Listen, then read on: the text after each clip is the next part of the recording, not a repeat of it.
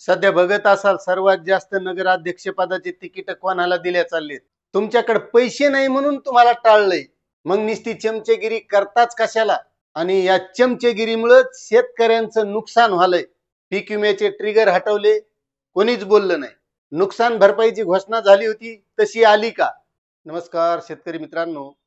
जे अतिवृष्टी झाली होती यामध्ये शेतकऱ्यांचं नुकसान झालं होतं आणि सरकारनं जशी घोषणा केली होती तशी नुकसान भरपाई काही शेतकऱ्यांना मिळाली नाही. आणि जी दिली ती बी बऱ्याच शेतकऱ्याला अजून आली नाही. मग ती नुकसान भरपाई असेल, रब्बीचं अनुदान असेल, मात्र हे घडण्याचं नेमकं कारण काय हे आपल्याला बघायचंय. त्याच्यानंतर दुसरी गोष्ट आहे पीक विमा. पीक विम्यामध्ये जे महत्वाचे ट्रिगर होते आणि त्या ट्रिगरच्या माध्यमातून शेतकऱ्यांचं जे नुकसान होत होतं त्या नुकसानीची भरपाई फक्त पीक विम्याच्या माध्यमातून चांगल्या प्रकारे होत होती. आणि त्यामध्ये महत्वाचे जे काही ट्रिगर होते त्यामध्ये स्थानिक नैसर्गिक आपत्ती, प्रतिकूल हंगाम परिस्थिती आणि काढणी पश्चात नुकसान भरपाई हे ट्रिगर हटवून फक्त शेतकऱ्यांना उंबरठा उत्पादनाच्या आधारावर जे नुकसान होईल तेवढीच नुकसान भरपाई मिळणार आहे. आणि त्यामुळे शेतकऱ्यांनी पीक विमा भरणं बंद केलं. पण हे ट्रिगर लागू व्हावा म्हणून शेतकरी काही पुढे आले नाही.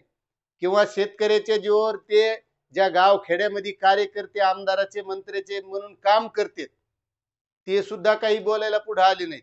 किंवा त्यांनी त्यांच्या आमदाराला सांगितलं, मंत्र्याला सांगितलं का ते मला माहित नाही. पण ह्यासाठी शेतकऱ्यांना एकत्र यावं लागणार आहे, कारण हे महत्वाचे ट्रिगर आहेत. आणि आता जे काही मंत्र्याचे आमदाराचे कार्यकर्ते म्हणून चमचोगिरी करतात का यायचं बी लय अवघड झालंय. आता तुम्ही बघितलं असेल या नगर परिषद नगरपंचायतच्या निवडणुका चालू आहेत आणि याच्यामध्ये त्याला तिकीट बी दिले नाहीत. निस्ते पुढं पुढं करून 17 उचलू उचलूच बेजार झालेत. नगराध्यक्षाचं पद आमदाराच्या जवळचे, त्याच्यात आमदाराचा पुतण्या, पोरग, बायकू, जावाई म्हणजे सगळे नातलगच. मंत्र्याचं तसंच जवळच्याच लोकायला तिकीट सगळे नगराध्यक्ष पदाचे. मग हे निश्चित मेले 17 उचलू उचलू.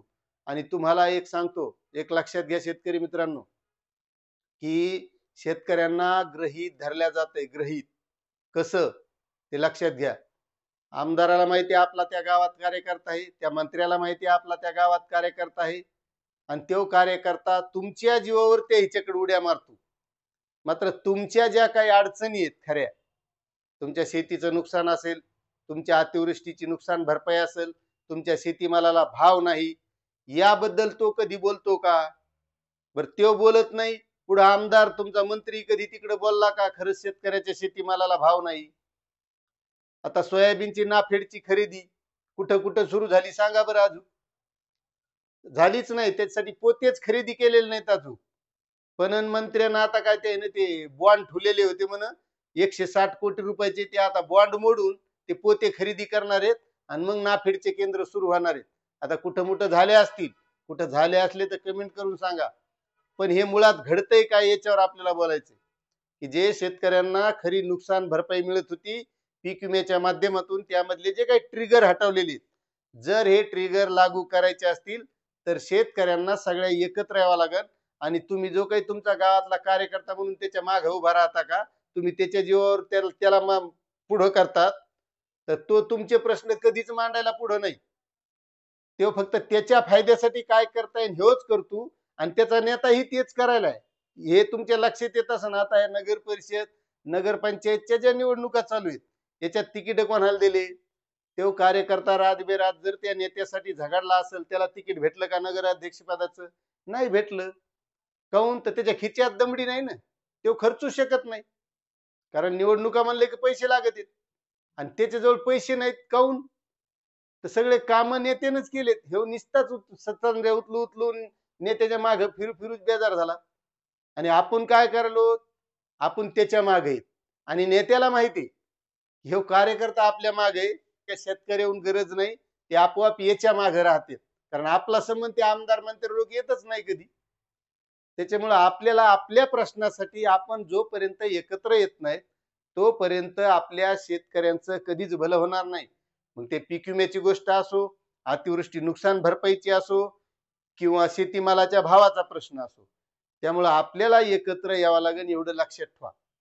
आता तुम्ही अतिवृष्टी नुकसान भरपाई जशी 18,500 रुपये हेक्टरी जाहीर केली होती, 3 हेक्टरची मर्यादा होती. खरंच इमानदारीने सांगा बरं, कोणकोणत्या शेतकऱ्याला तेवढी पूर्ण जेवढी म्हणली होती तेवढी नुकसान भरपाई आली का? 10,000 रुपये रब्बीचं अनुदान होतं आणि 8,500 रुपये नुकसान होतं. कोणत्या शेतकऱ्याला हेक्टरला 8,500 रुपये आले? किंवा कोणत्या शेतकऱ्याला 10,000 रुपये रब्बीची नुकसान ते मदत म्हणून आली? आली असेल तर सांगा तुम्ही. मला तर नाही आली. तुम्हाला आली असलीच सांगा. त्यामुळं आणि आपल्याला आपण काय ह्या सरकारच्या विरोधात नाही बोललो. सरकार कोणतं असलं, सिस्टीम एकच आहे. फक्त हे गेले की ते आणि ते गेले की हे, एवढाच बदल आहे. त्याच्यात बाकी काही बदल होईना. त्याच्यामुळं जोपर्यंत शेतकरी एकत्र होत नाहीत, तोपर्यंत शेतकऱ्यांच्या जीवनमानात बदल होणार नाही. आणि आता जे काही फक्त या स्थानिक नैसर्गिक आपत्तीमध्ये 2 ट्रिगर ऍड केले, त्याच्यातले प्राण्यापासून होणारं नुकसान हे केंद्र सरकारने केले.